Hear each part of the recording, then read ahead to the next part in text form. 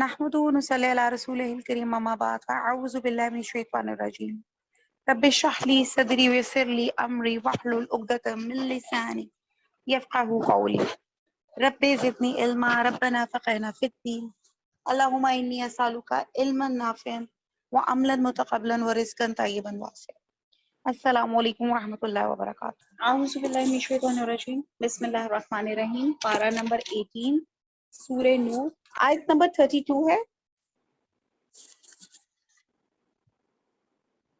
हाँ जी।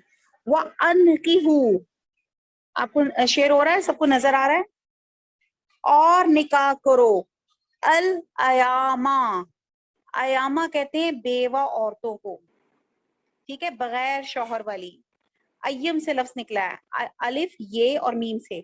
मिनकुम अपने में से, वस्सालिहीन जो नेक हैं, मिन अबादिकुम तुम, मिन अबादिकुम तुम्हारे गुलाम, व इमाइकुम और तुम्हारी लौंडियां। इमा, इमा लौंडियां या बांदियों को कहा जाता है।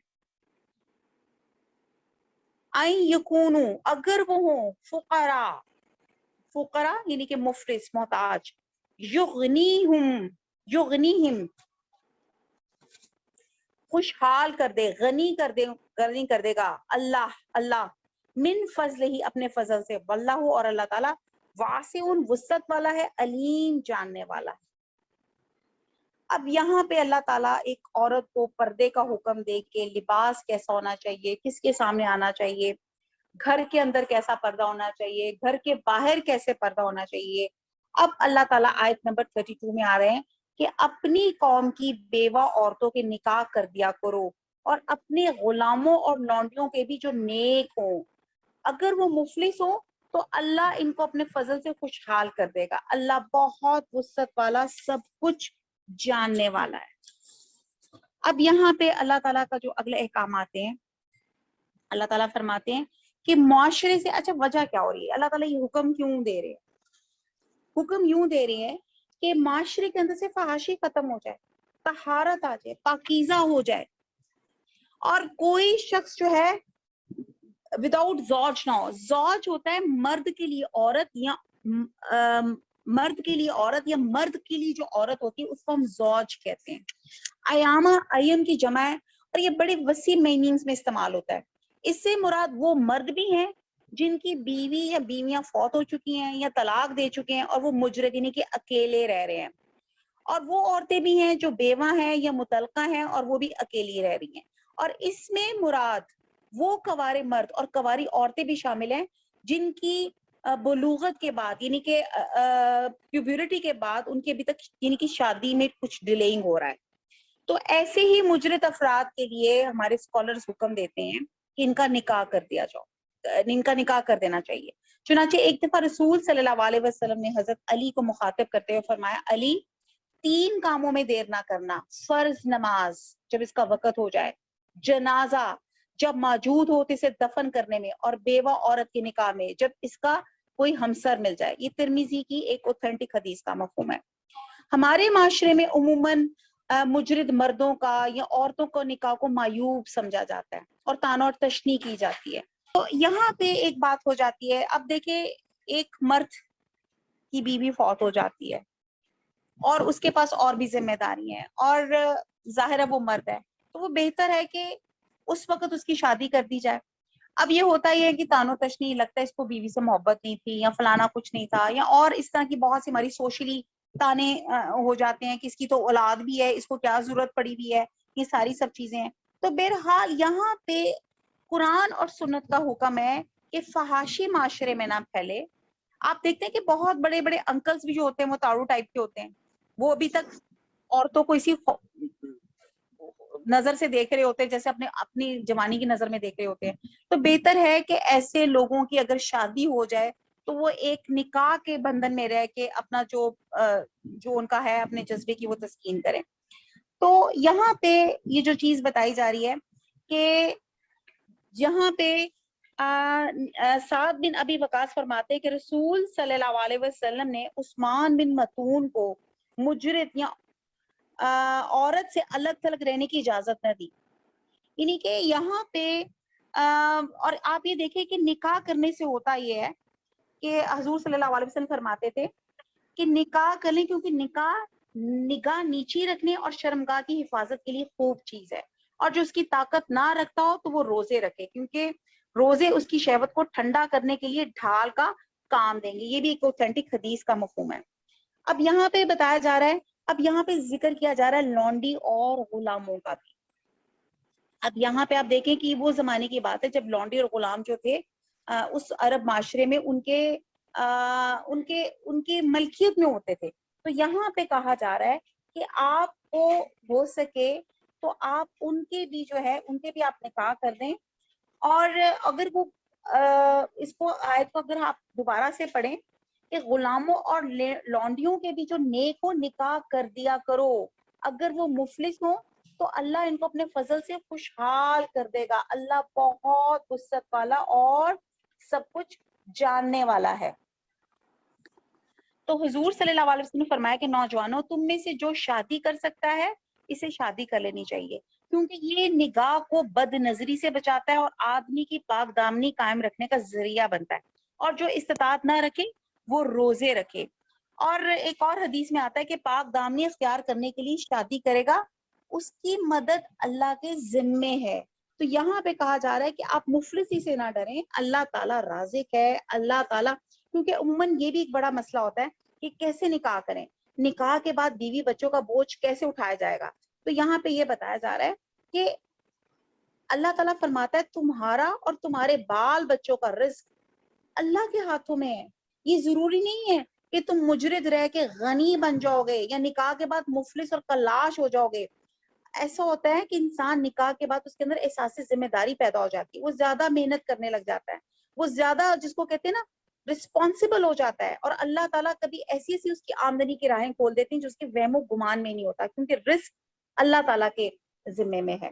آیت نمبر 33، ول یس تعفیفی، وا میں نے اور، ل میں نے البتہ، ی میں نے وہ، اور سین ان قریب، آگے تعفیفی، تعفیفی تعفف یعنی کہ عفت سے، یعنی کہ پاکیزگی، اور چاہیے کہ پاک دامنی اختیار کرے الذین، وہ لوگ جو لا نہیں، یجدونا وہ پاتے، نکاحن نکاح، حتی یہاں تک، یغنیہم، یغنیہم غنی کا لفظ ہے، غنی کر دے ان کو، کون؟ اللہ، اللہ، من فضلہ ہی اپنے فضل سے، والذین اور وہ لوگ جو یبتغون، یبتغون جو تلاش کرتے ہیں، جو چاہتے ہیں، الکتابہ، الکتابہ یہاں پہ ڈیٹیل سے ہم دیکھیں گے، یہاں الکتاب سے مراد ہے مکاتبت، اس کا مطلب ہوتا ہے کچھ لے دے کر آزادی کا معاہدہ لکھنا، مما ان میں سے جو ملاکت، ملاکت ایمانکم، مالک ہو ایمانکم جو تمہارے غلام، فکاتبوہم تو پھر ان سے مکاتبت کر لو، ان اگر، عالم تم اگر تم علم رکھتے ہو یا تم جانتے ہو، فیہم ان میں، خیرن نیکی، وآتوہم اور دو ان کو، من مالی سے مال، اللہ، اللہ الذی وہ جو، آتاکم اس نے دیا تم کو، ولا تکونوا اور نہ تم مجبور، ولا تکون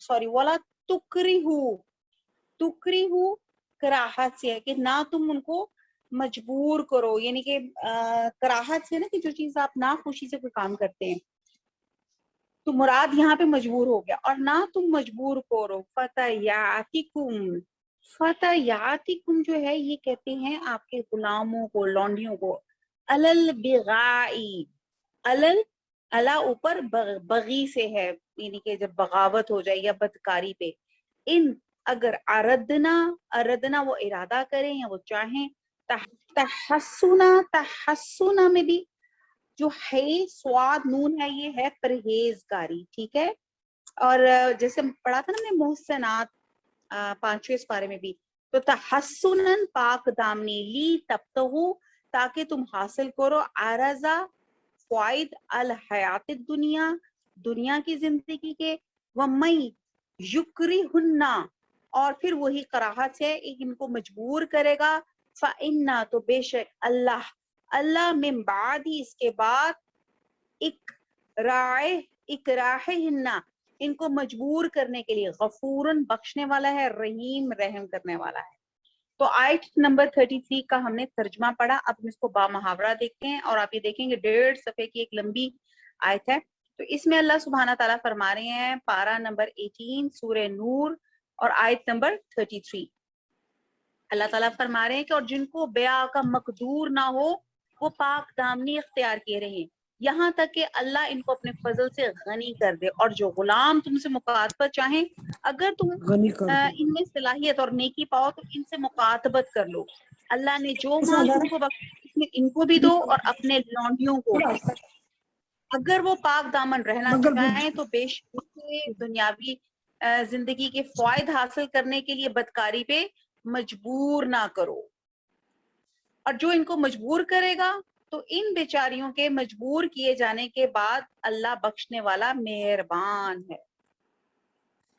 اچھا جی، اب اس کو لمبی آیت ہے، اس کو ہم توڑ کے اس کے تمام جو اللہ تعالیٰ کے احکامات ہیں اس کو ہم دیکھتے ہیں کہ آیت نمبر 33 میں حضور صلی اللہ علیہ وسلم نے فرمایا نوجوانوں تم میں سے جو شادی کر سکتا ہے اسے شادی کر لینی چاہیے، کیونکہ نگاہ کو بد نظری سے بچانے اور آدمی کی پاک دامنی قائم رکھنے کا ذریعہ ہے، اور جو استطاعت نہ رکھتا ہو وہ روزے رکھے، کیونکہ روزے آدمی کی طبیعت کا جوش ٹھنڈا کر دیتے ہیں۔ یہ بخاری اور مسلم کی اوتھینٹک حدیث کا مفہوم ہے۔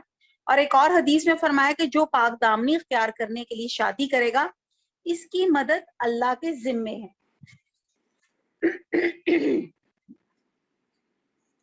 اب ہم دیکھتے ہیں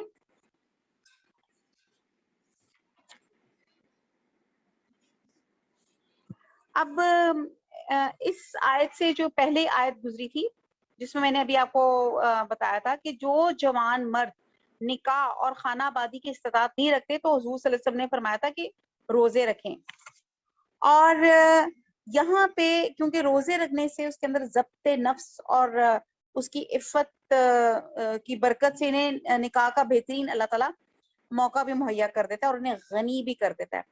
اور معاشرے میں بہت سے لوگ ایسے ہوتے ہیں جو خود تو غنی ہوتے ہیں لیکن وہ اپنی بیٹیوں کے رشتے کے سلسلے میں ایسا جوڑ چاہتے ہیں جو شریف، نیک، پاکیزہ سیرت انسان ہو، اور اپنی بیٹی کا غربت کا خیال اس لیے نہیں کرتے کہ اس جوڑے کی غربت کا علاج ان کے پاس موجود ہوتا ہے، کیونکہ اللہ کے فضل کی بے شمار راہیں ہیں اور انسان کو بس اس کا فرما بردار جو ہے وہ بن کے رہنا چاہیے۔ اب ہم تھوڑی سی اس کی تھوڑی سی بیک گراؤنڈ دیکھتے ہیں۔ پہلے ہم لوگوں نے سورہ نور میں بڑا ڈیٹیل سے پڑھا کہ اس کا اندر کا گھر کے اندر کیسے پردہ ہونا چاہیے، گھر کا باہر کیسے پردہ ہونا چاہیے، اس کی چال، اس کی گفتگو، اس کی لباس، باقی چیزوں میں وہ نامحرم حضرات کو اپنی طرف راغب نہ کرے، یہ تمام چیزیں ہم پڑھ چکے ہیں۔ اب یہاں پہ جو لفظ آیا یہ ہے مکاتبت، یہاں پہ جو ہم نے لفظ استعمال کیا یہ لفظ کتاب سے نکلا ہے، اس کا مطلب ہے لکھنا، اور اس سے مراد وہ تحریر ہے جس میں کوئی لونڈی یا غلام اپنے آقا سے یہ عہد کرے کہ میں اپنا مال کما کے آپ کو دوں گا پھر آپ مجھے آزاد کر دیں۔ اصل میں اسلام جب آیا تو اس وقت ساری دنیا میں غلام بنانے کا رواج تھا، تو اسلام نے آ کے منظم طور پہ اس غلامی کی لعنت کو ختم کرنے کی کوشش کی، اور اس میں ایک طریقہ مکاتبت بھی ہے۔ اب آپ یہ دیکھیں کہ عہد نبوی میں معاشرے کا ایک کثیر حصہ غلاموں، لونڈیوں پہ مشتمل تھا، اور یہ ایک جس کو کہتے ہیں نا ایک لازمی معاشرے کا حصہ بن چکا تھا۔ کسی شخص کی دولت کا معیار لگانا ہوتا تھا تو دیکھتے تھے کہ آپ کے پاس کتنے ملازم ہیں، اور آج بھی اگر ہم کسی کو دیکھتے ہیں باہر چیز چوکیدار بھی بیٹھا ہوا ہے، باہر ڈرائیور بھی ہو رہا ہے اور اندر بھی جناب ملازم بھاگ کے کوک علیحدہ بیٹھا ہوا ہے اور بھی بہت سے ملازم، تو ذہن میں آتا ہے کہ بس یہ تو بہت مالدار ہوگا۔ اب ان کا یہ تھا کہ اس زمانے میں کیا تھا عہد نبوی میں کہ یہ غلام ان آزاد لوگوں کی آمدنی کا ذریعہ بھی بنتے تھے۔ منڈیوں میں غلاموں کی آزادانہ خرید و فروخت ہوتی تھی، یہ اس زمانے کی بات کی جا رہی ہے، جیسے ہمارے ہاں بھیڑوں اور گائے بھینسوں کی خرید و فروخت ہوتی ہے۔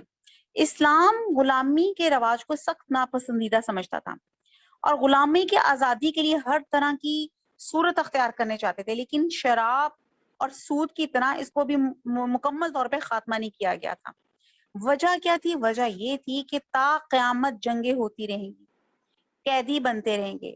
یہ امپورٹنٹ پوائنٹ ہے، لوگ پوچھتے ہیں نا کہ لانڈی کا جو سلسلہ ہے یہ ختم ہو چکا ہے یا اس کا حکم ابھی تک باقی ہے، تو وہ حکم اس کا ابھی بھی باقی ہے، لیکن ڈیپینڈنگ اپون دا سچویشنز کو کہاں اپلائی کرنا ہے، کیونکہ قیامت تک جنگیں جاری رہیں گی اور قیدی بنتے رہیں گے۔ اس ایسے موقع پہ غیر مسلم حکومت کے جو فوجی ہوتے ہیں وہ مفتو قوم کی عورتوں پہ جس طرح کی دست درازیاں یا ظلم و ستم کرتے ہیں، وہ کوئی ڈھگی چھپی بات نہیں، ہم ذرا صرف کشمیر میں جھانک کر دیکھ لیں۔ تو اسلام ایسی فحاشی اور ایسے مظالم کو حرام قرار دیتا ہے اور اس کے بجائے ملک کے یمین کی حلال راہیں کھول دیتا ہے۔ اور اسلام نے غلامی کے رواج کی حوصلہ شکنی کی ہے اور بہت سے گناہوں کا کفارہ غلام کی آزادی قرار دیا ہے۔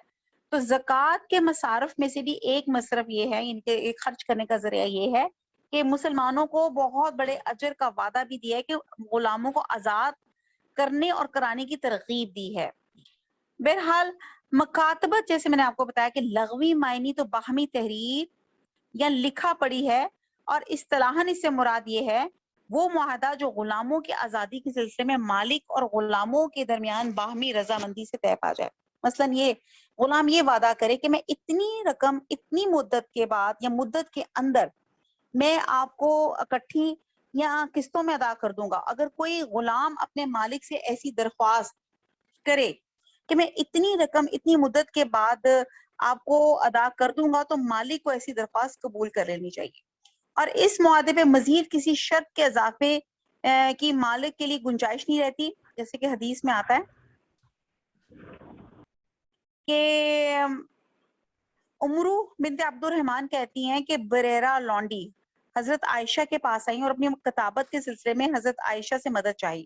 انہوں نے کہا اگر تو چاہے تو میں تیرے مالکوں کو رقم ادا کر دیتی ہوں، مگر ولا یعنی کہ تیرا ترکہ میرا ہوگا، اور اس کے مالکوں نے سے کہا اگر تو چاہے تو کتابت کی بقایا رقم دے دے، پھر خواہ وہ تجھے آزاد کر دے، مگر اس کا ترکہ ہم ہی لیں گے۔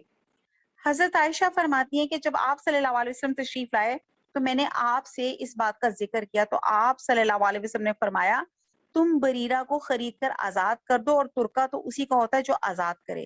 پھر آپ صلی اللہ علیہ وسلم منبر پہ چڑھے اور فرمایا کہ لوگوں کو کیا ہو گیا ہے جو ایسی شرطیں لگاتے ہیں جو اللہ کی کتاب میں نہیں، اور ایسی شرطیں جو اللہ کی کتاب میں نہ ہو، ہاں کوئی 100 شرطیں لگائے اس سے کچھ بھی نہیں ملے گا۔ یہ بھی بخاری کی ایک اوتھینٹک حدیث کا مفہوم ہے۔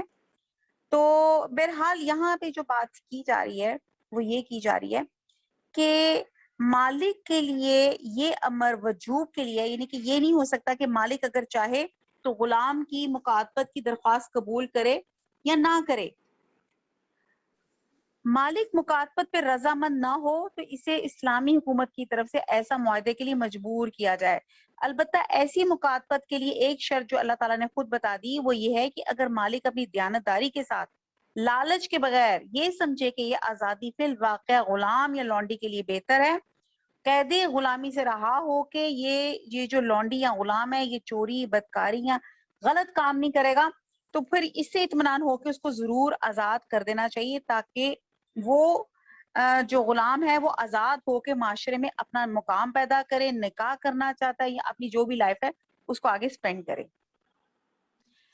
اب ایکچولی یہ وہ زمانہ تھا عہد نبوی کا جس میں غلام اور لونڈیوں کو اہل عرب اپنی آمدنی کا ذریعہ سمجھتے تھے۔ جتنے کسی کے پاس زیادہ غلام ہوتے تھے اتنا وہ زیادہ مالدار ہوتا تھا۔ ایسے جیسے ایک کارخانے میں 10 مزدور کام کر رہے ہیں اور دوسرے میں 50، تو ظاہر ہے انڈرسٹوڈ بات ہے کہ 50 مزدوروں والے کارخانے کا مالک یقیناً پہلے سے زیادہ مالدار ہوگا۔ تو بہرحال اور دوسری بات یہ کہ کمانے کا ذریعہ نعوذ باللہ کچھ یوں بھی تھا کہ عبداللہ بن ابی منافق رئیس المنافقین کے بارے میں مشہور ہے کہ اس کی بعد لونڈیاں مسلمان ہو گئیں تو اس نے ان کو پیشہ اور انہوں نے پیشہ کرنے سے انکار کر دیا، جس پہ وہ ملعون انہیں یعنی کہ ان کو تنگ کرتا تھا، ان کو مارتا تھا، اور کہتے ہیں یہ آیت اسی بارے میں نازل ہوئی۔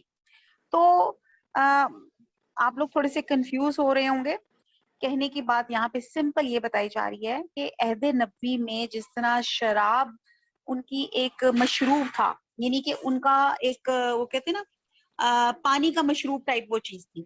تو اسی طرح یہ لانڈی بھی ان کے معاشرے کا حصہ تھا, ایک دم ان کو ہم اس سے ہٹا نہیں سکتے تھے. تو اس لیے اللہ تعالیٰ نے غلاموں کو عزت دی, پہلے آہستہ آہستہ کہ ان کے ساتھ اچھا سلوک کرو, جو کھاؤ ان کو کھلاؤ, پھر آہستہ آہستہ ان کو یہ امفسائز کیا کہ ان غلاموں کو آزاد کرا دو. اب یہاں مکاتبت کی بات کی جا رہی ہے, جس میں لانڈی یا غلام خود کہتے ہیں کہ ہم اتنا پیسہ کما کے ہم آپ کو پے کر دیں گے اور آپ ہمیں آزاد کرا دیں, جس میں مالک یہ سمجھے کہ واقعی یہ آزاد ہو کے کسی غلط کام میں مصروف نہیں ہوگا اور یہ اپنی زندگی ایک با مقصد گزارے گا, تو وہ اس کو فیسیلیٹیٹ کرے.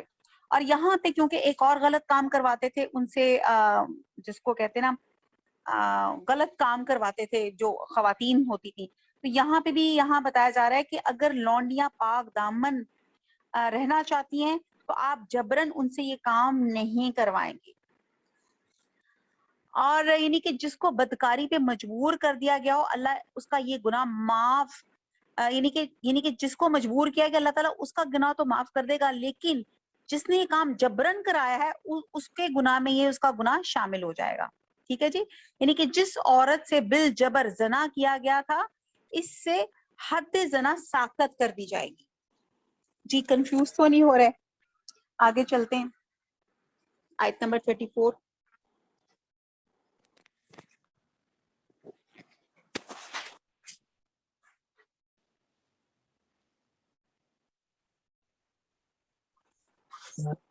اچھا جی, آیت نمبر 34 ہے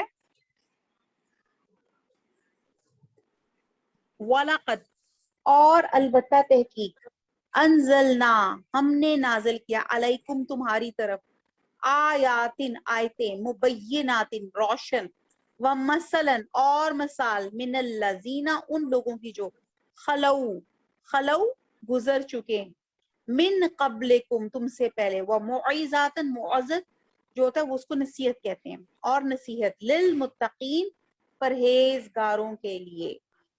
تو با محاورہ ہے کہ ہم نے تمہاری طرف روشن آیتیں نازل کی ہیں, اور جو لوگ تم سے پہلے گزر چکے ہیں ان کی خبریں اور پرہیزگاروں کے لیے نصیحت.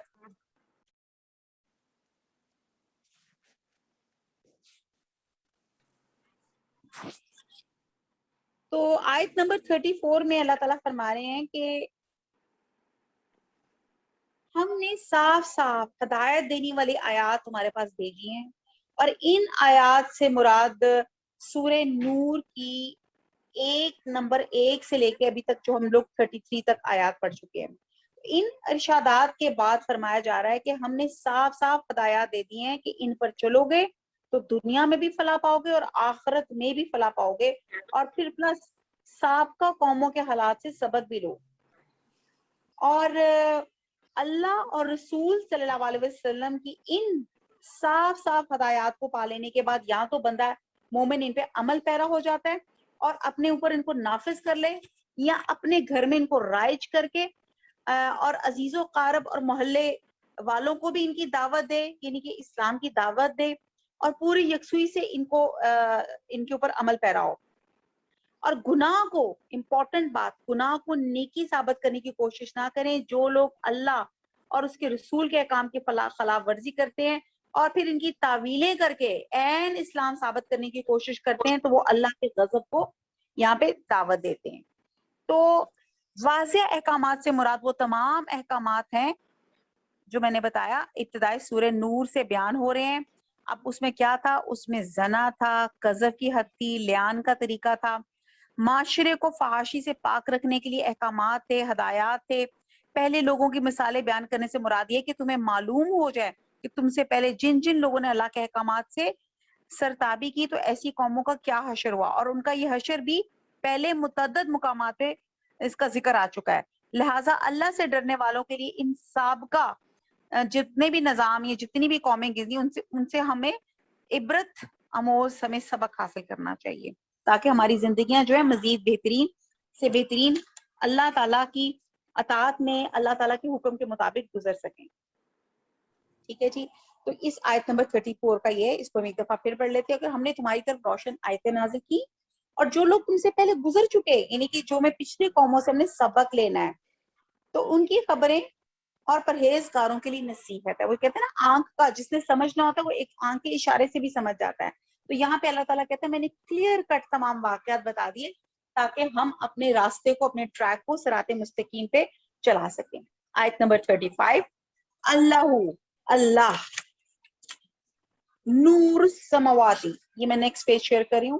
بڑی خوبصورت اللہ تعالیٰ کی یہ جو مثال ہے تھوڑی سی کمپلیکیٹڈ بھی ہے لیکن بڑی خوبصورت مثال ہے. اچھا اس کو غور سے دیکھیے گا. نور السماواتی نور ہے آسمانوں کا، والارض اور زمین کا. مثلو مثال نور ہی نور اور ہی اس کے نور کی. کا مشکاتن مشکات مشکات جو ہوتا ہے آپ کو پتہ ہے چراغ رکھنے والے تاک کو کہا جاتا ہے. تو کا مشکات گویا ایک تاک فیہا جس میں مصباح مصباح مصباح کہتے ہیں چراغ کو. المصباح اور چراغ فی زجاجہ زجاجہ کہتے ہیں ایک شیشے کی قندیل میں. زجاجہ شیشے کو کہا جاتا ہے. الزجاجہ قندیل کا انہا کا مطلب ہوتا ہے فار ایگزامپل یا مثال کے طور پہ انہا گویا کہ وہ کوکبن کوکب کہتے ہیں ستارہ، آنکھوں کی سفیدی کو بھی کہا جاتا ہے. دریجن درخشاں چمکتا ہوا. یوقدو جو ہے اس کا مطلب ہے جلایا جاتا ہے. یوقدو جیسے ہم نے یہاں پہلے بھی شروع کیا، یوقدو جلایا جاتا ہے، وہ روشن کیا جاتا ہے. اعقاد سے لفظ نکلا ہے. آگے ہے من شجراتن من سے شجراتن شجر درخت کو کہتے ہیں. مبارکاتن مبارک. زیتونتن زیتون لا نہیں. شرقیتن شرقیہ مشرق سے لفظ ہے مشرقی یہ شرقی. ولا اور نہ غربیہ غربی سے یعنی کہ مغرب سے مغرب کی طرف. یکادو پہلے بھی لفظ آ چکا. یکادو کا مطلب ہوتا ہے تیار ہے، قریب ہے. قاد کہ وہ قریب ہے. زیتوہا اس کا تیل.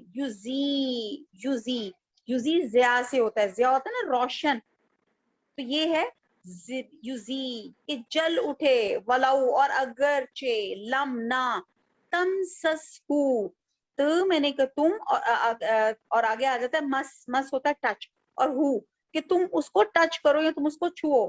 کس کو؟ نار نور علا اوپر نور. یہد اللہ ہدایت دیتا ہے اللہ لی نور ہی اپنے نور سے من یشاء جس کو چاہتا ہے. وہ یدربو ضرب یعنی کہ وہ بیان کرتا ہے اللہ الامثالہ مثالیں للناسی لوگوں کے لیے. واللہ اور اللہ تعالی بکلی ہر شیئن چیز کو علیم جاننے والا ہے، علم رکھنے والا ہے. بڑی خوبصورت مثال ہے. پہلے اس کا با محاورہ ترجمہ دیکھ لیتے ہیں. اللہ تعالیٰ فرماتے ہیں کہ آسمانوں اور زمین کا نور ہے اور اس کے نور کی مثال ایسے ہے گویا ایک تاک ہے جس میں چراغ ہے اور چراغ ایک قندیل میں ہے اور قندیل ایسی صاف شفاف ہے کہ گویا موتی کا سا چمکتا ہوا تارا. اس میں ایک مبارک درخت کا تیل جلایا جاتا ہے یعنی کہ زیتون کا. نہ مشرق کی طرف نہ مغرب کی طرف. ایسا معلوم ہوتا ہے کہ اس کا تیل ہاں آگ اسے نہ بھی چھوئے تو جلنے کو تیار ہے. بڑی روشنی پر روشنی ہو رہی ہے. اللہ اپنے نور سے جس کو چاہتا ہے سیدھی راستہ دکھاتا ہے. اللہ مثالیں بیان فرماتا ہے تو لوگوں کے سمجھانے کے لیے اللہ ہر چیز سے واقف ہے.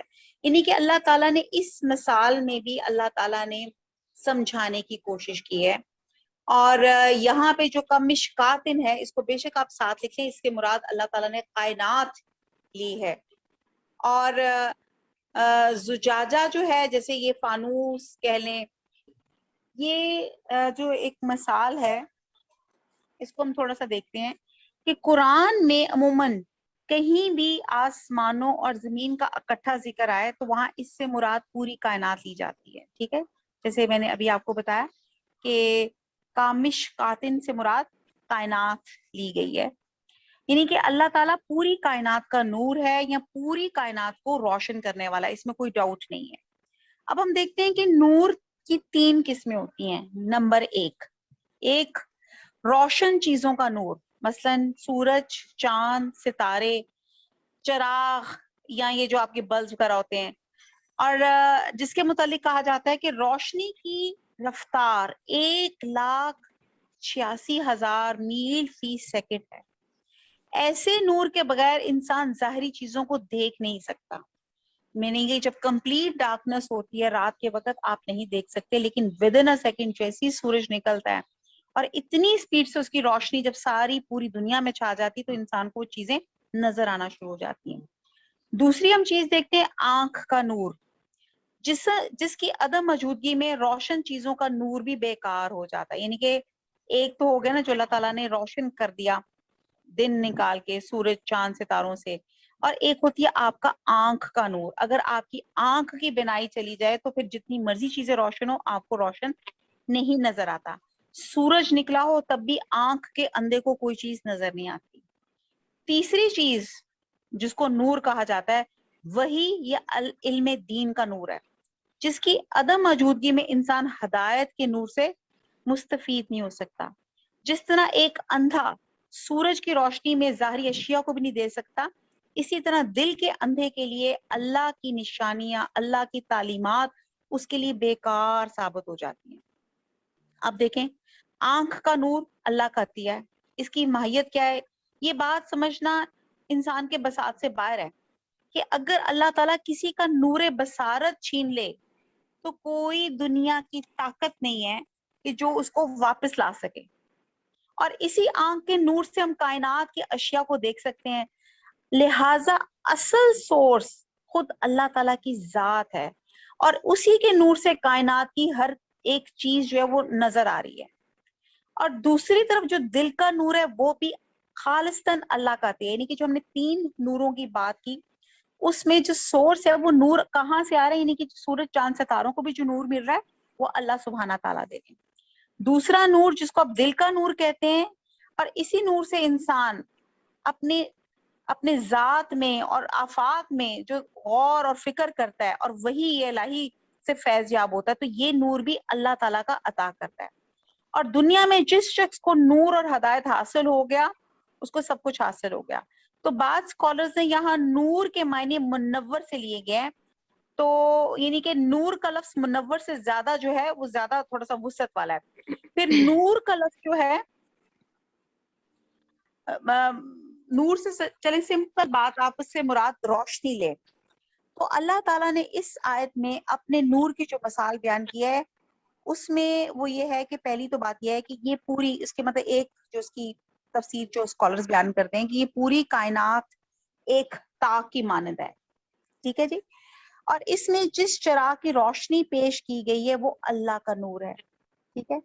जो बातें इसमें बताई जा रही हैं तो इस लिहाज से एक इंसान ज्यादा से ज्यादा साफ शफाफ रोशनी का तस्वर तब कर सकता है कि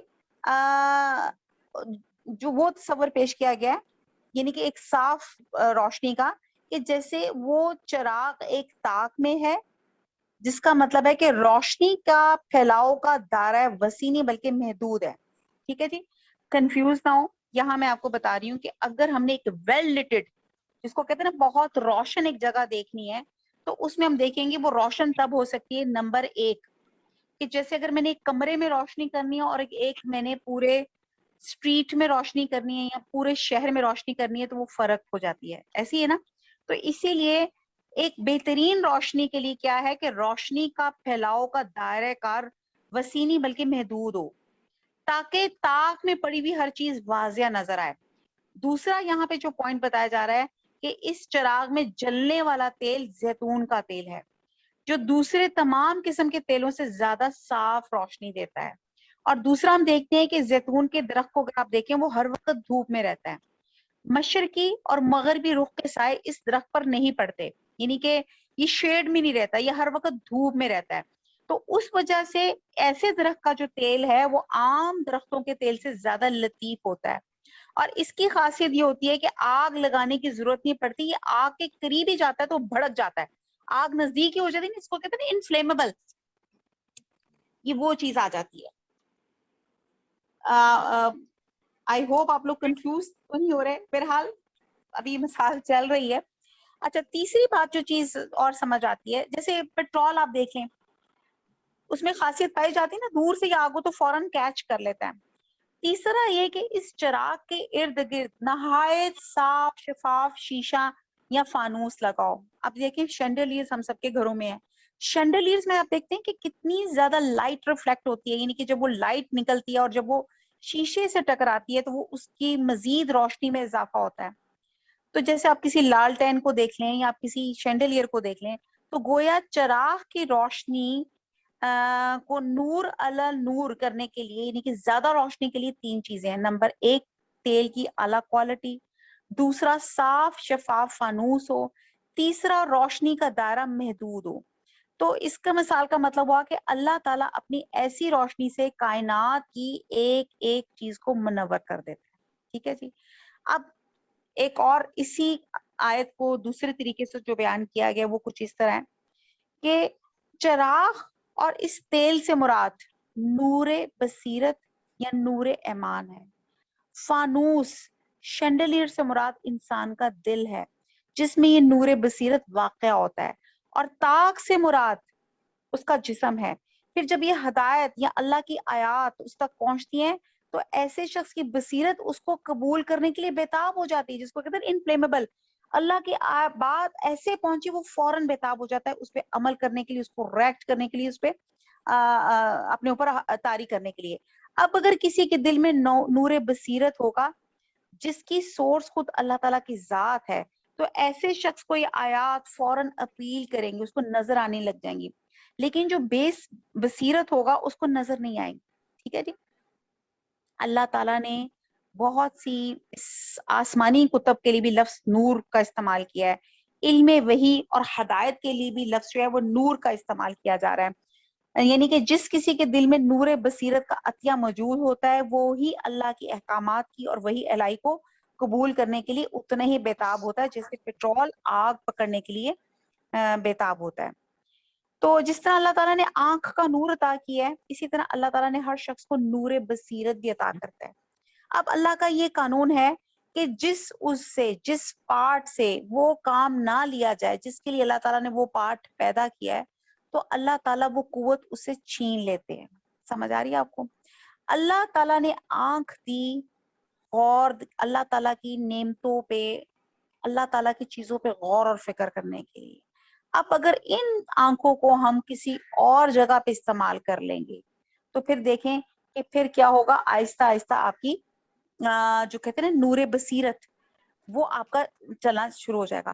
تو اللہ تعالیٰ کی ہدایت نصیب ہی انہی لوگوں کو ہوتی ہے جو خود بھی اس سے کام لینے کی کوشش کرتے ہیں، اور جو شخص نور کی ہدایت کا طالب ہی نہ ہو تو اللہ تعالیٰ زبردستی کسی کو ہدایت نہیں دیا کرتی۔ یہ میں اکثر آپ کو بات کہتی ہوں کہ یہ جو ہوتا ہے نا ہدایت مانگنے سے آتی ہے، جس چیز کی آپ کو تڑپ ہوگی اللہ تعالیٰ اس چیز میں آپ کے لیے راستے آسان کریں گے۔ اگر آپ ہدایت کے طالب ہوں گے تو اللہ تعالیٰ آپ کے لیے ہدایت کے راستے آسان کر دیں گے۔ اگر آپ ضلالت کے راستے یعنی کہ گمراہی کے راستے کریں گے تو اللہ تعالیٰ آپ کے لیے جس راستے پہ آپ چلیں گے اللہ تعالیٰ وہ راستے آپ کے لیے آسان کر دیں گے۔ لیکن کرنا کس نے ہے، چلنا کس نے، ہم نے چلنا ہے، یہ ہماری ہے کہ ہم کیا چاہ رہے ہیں۔ ٹھیک ہے جی۔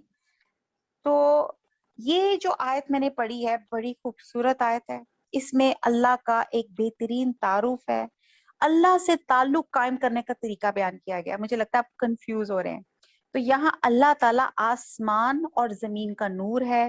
جو آیت ہم پڑھ رہے ہیں 35، یہ آیت بہت خوبصورت آیا ہے، اس میں اللہ تعالیٰ کا ایک بہترین تعارف ہے، اللہ سے تعلق قائم کرنے کا طریقہ بتایا جا رہا ہے کہ اللہ تعالیٰ آسمان اور زمین کا نور ہے۔ تاک کی بات ہو رہی تھی کہ پرانے زمانے میں جب بجلی نہیں ہوتی تھی، اگر آپ لوگوں کو یاد ہو تو وہ تاک نہیں جیسے رکھا کرتے تھے جس میں موم بتیاں وغیرہ لگایا کرتے تھے، اور وہ تاک کیسے ہوتا تھا تاکہ اس طرح وہ ہوتا تھا کہ ہوا وغیرہ ان کو نہ لگے اور روشنی آتی رہے۔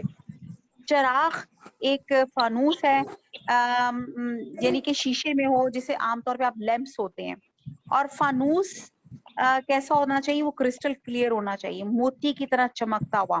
جو جتنا بہترین فانوس ہوتا ہے اس کے اندر سے اتنی روشنی نظر آتی ہے. فانوس کی بات ہوگی وہ کرسٹل کلیئر ہونا چاہیے، اور وہ چراغ زیتون کے تیل سے روشن ہو. اب یہ مثال ایک مرکب مثال ہے، ایک مثال ہوتی ہے سنگل، لیکن اس میں اللہ تعالیٰ نے ایک ہی مثال میں بہت سی باتیں سمجھائی ہوئی ہیں. اس میں روشنی سے مراد اللہ کی ہدایت ہے، طاق سے مراد انسان کا دل ہے، سینے کا اندر کا حصہ ہے. جہاں دل، اگر اس کی ہم شیپ دیکھیں نا دل کی، تو وہ طاق کی طرح سے ہوتی ہے. اور چراغ سے مراد ایمان کی استطاعت ہے. شیشہ اور تیل اس اطاعت میں مزید اضافہ کرتا ہے. شیشے کے اندر ہونا باہر کے اثرات سے محفوظ ہونے کی علامت ہوتا ہے. اور جو شفاف تیل کی بات کی جا رہی ہے، اس بات کی علامت ہے کہ جو بھی خیر ایسے شخص کو ملے گی وہ فوراً اس کو قبول کرتا ہے اور کسی تعصب کا شکار نہیں ہوتا. تو امید ہے کہ یہ میں نے آپ کو سمجھ آ گئی ہوگی. نور سے میرا مراد ایمان اور اسلام ہے، یعنی کہ اللہ تعالیٰ جن کے اندر ایمان کی رغبت اور اس کی طلب دیکھتے ہیں ان کی اس نور کی طرف رہنمائی فرما دیتے ہیں، جس سے دین اور دنیا کی سعادتوں کے دروازے ان کے لیے کھل جاتے ہیں.